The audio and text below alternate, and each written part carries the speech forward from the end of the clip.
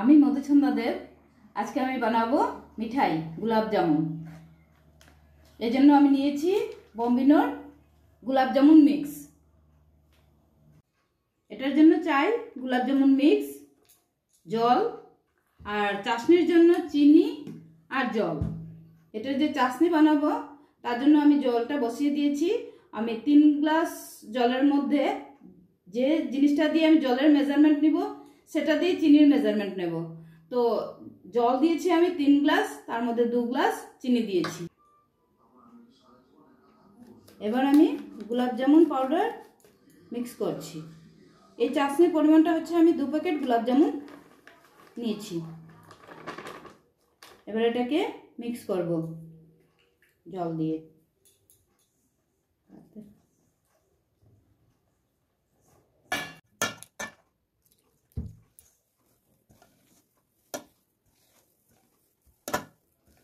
এটা আটার থেকে একটু নরম আটা গুনতে হয়। এবারে এটাকে ছোট ছোট বল বানাবো। এখন আমি হাতের মধ্যে একটু তেল লাগিয়ে নিয়েছি, তারপরে ছোট ছোট করে এটার বল বানিয়ে নেব।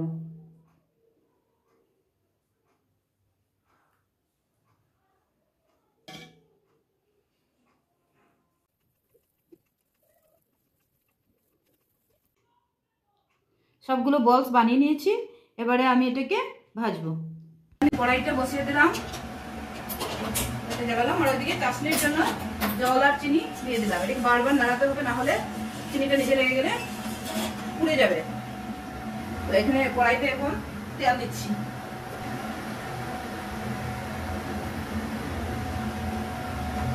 তেলটা মাঝারি গরম হয়ে গেলে ওতে আমি গোলাপ জামুন মিক্সের বক্সগুলো দিয়ে দেবো।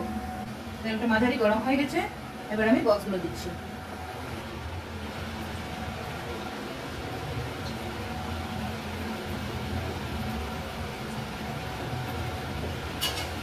এদিকে আমার চাশনিটা হয়ে গেছে, এটাকে অফ করে রাখলাম।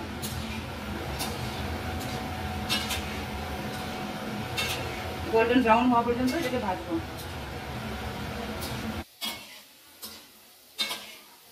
হয়ে গেছে, এবার এগুলোকে আমি অন্য পাত্রে নিয়ে নিচ্ছি। এবারে বাকি সবগুলো ভাজা হয়ে গেছে।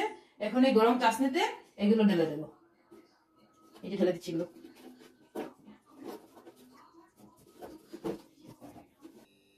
2-3 ঘন্টা চাশনিতে রাখার পর এই যে হয়ে গেল আমার গোলাপ জামুন।